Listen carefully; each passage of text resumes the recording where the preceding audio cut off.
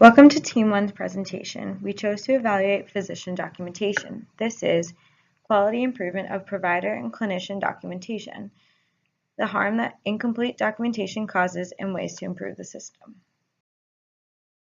What is clinical documentation? Clinical documentation is the record keeping of all information that relates to the care of the patient during hospitalization or on an outpatient visit, which includes patient history, physician orders, operative notes, and other media. Any documentation is a legal document outlining a patient's stay and the ground for reimbursements.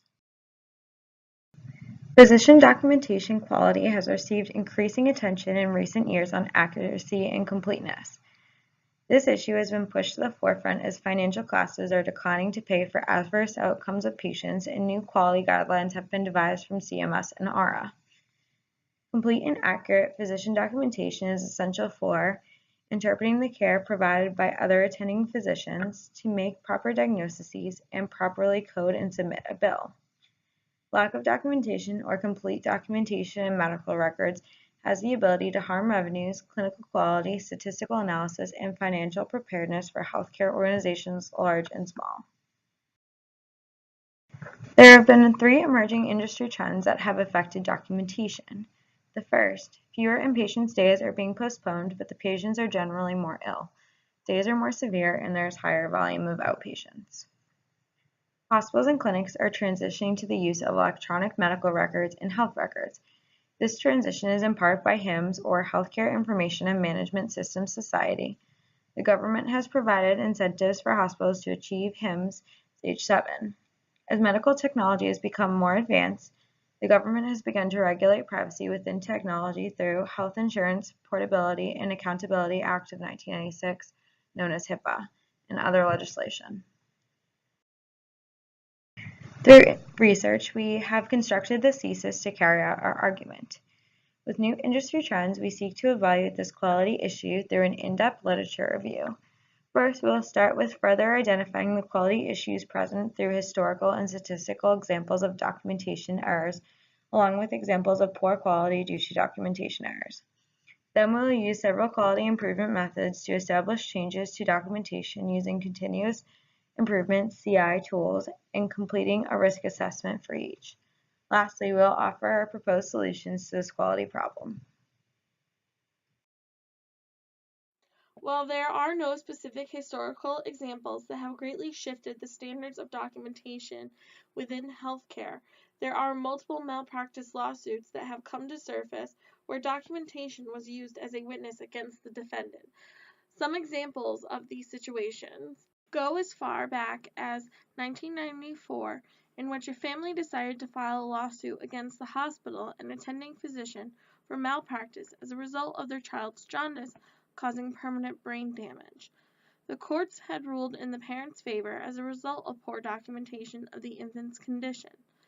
Documentation requirements for each state can vary, and it is crucial for the clinical personnel to be aware of the standard in the state in which they work.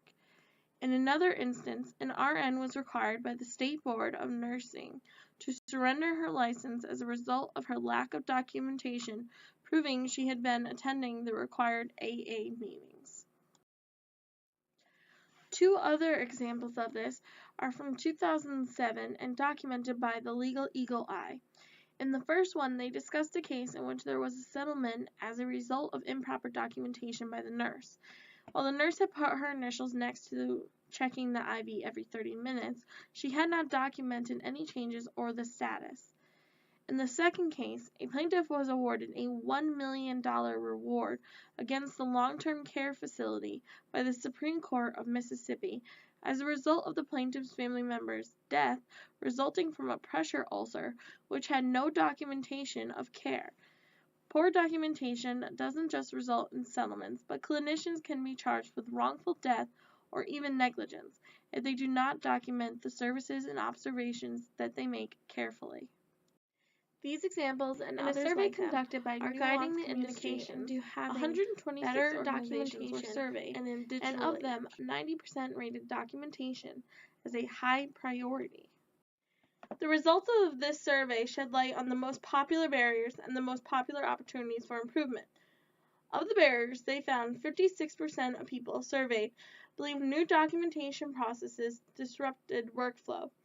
54% said clinician/physician difficulty working with EHR and other technology systems was one of the other major barriers, and 53% said inadequate physician or clinician education was the cause of a barrier.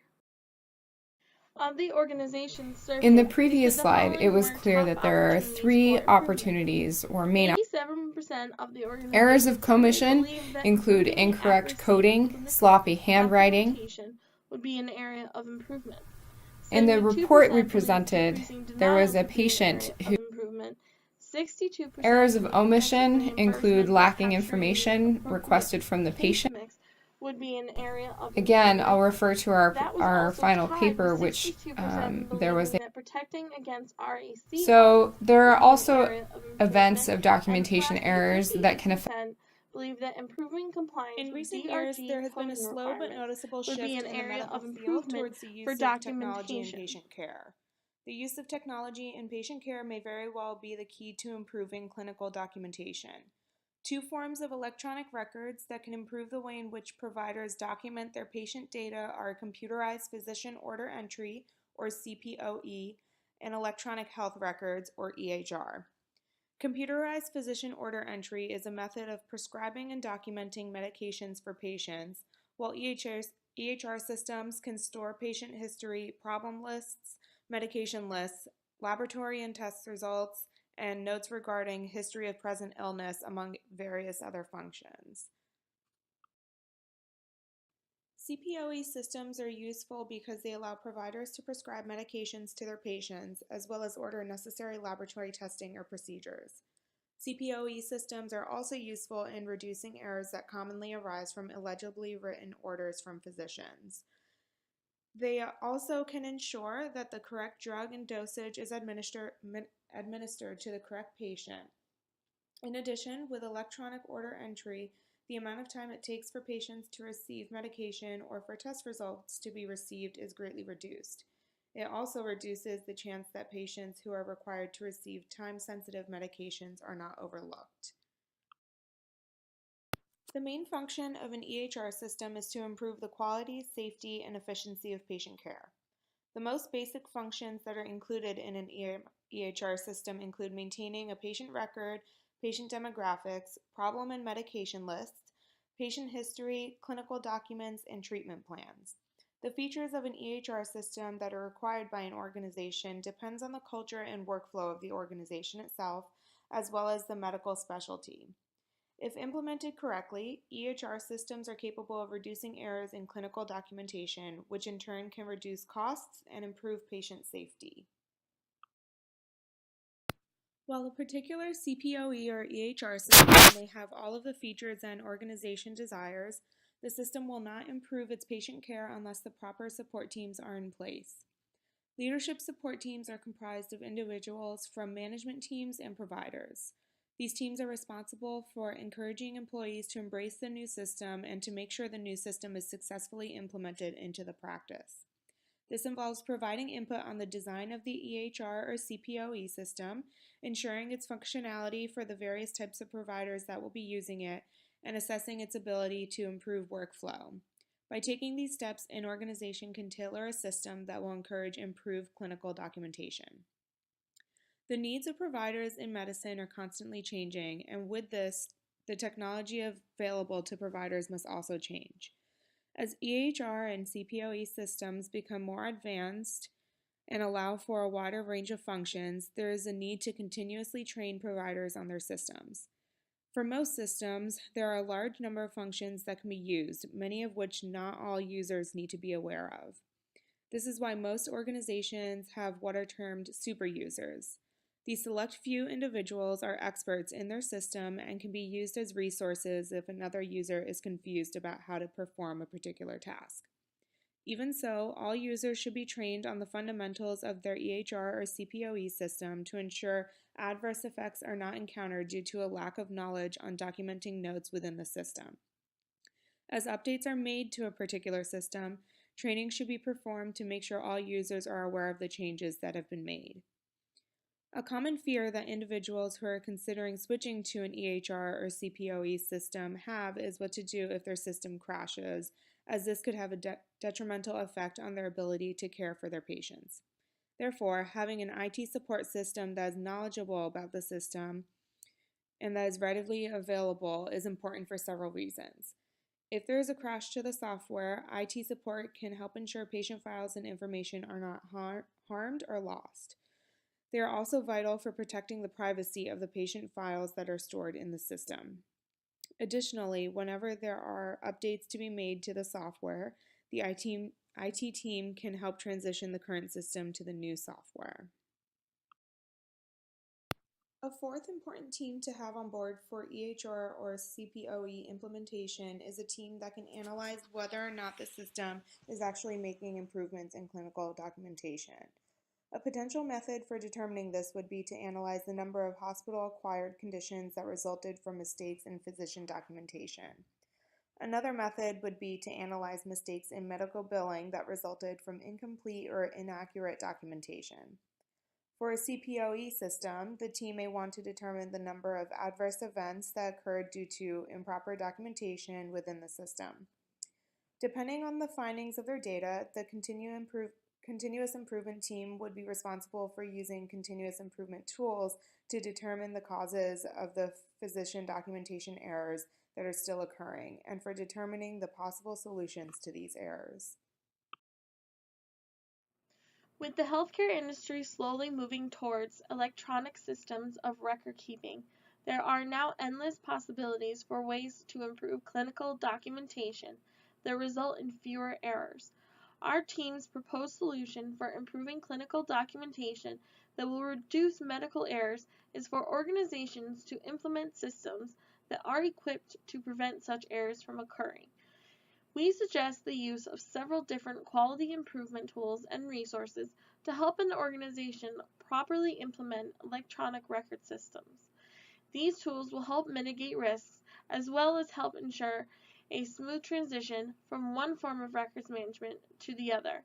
Some of the suggested QI tools are 5 Whys, risk assessment matrices, fishbone diagrams, creating SIPOCs for each area that will use the electronic records management system, and voice of the customer VOC, as well as 5S.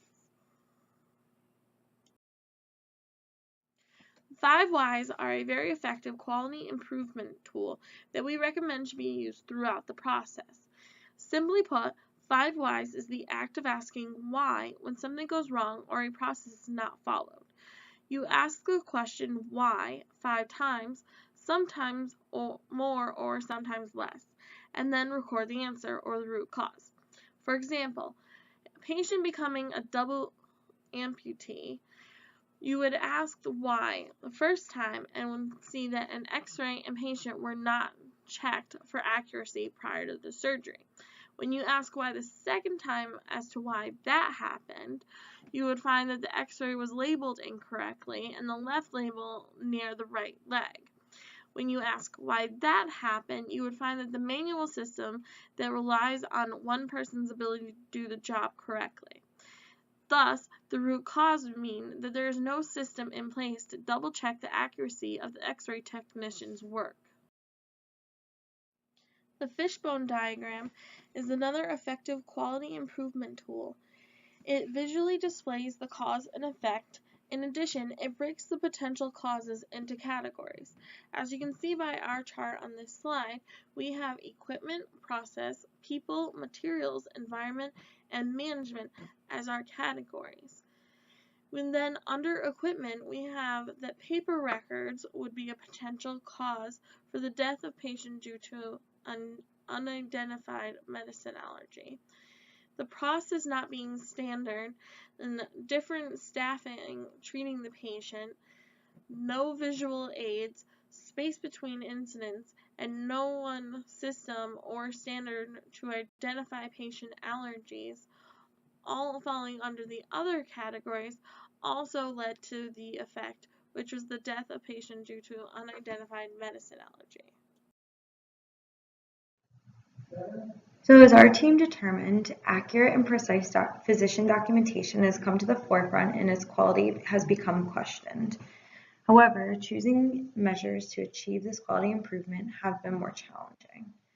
Throughout our analysis, we established the need for EHRs and proper support teams as the proposed solution to improper documentation. EHRs, in tandem with the proper quality support team, are essential for quality control and ensuring that a system functions to get the optimal results.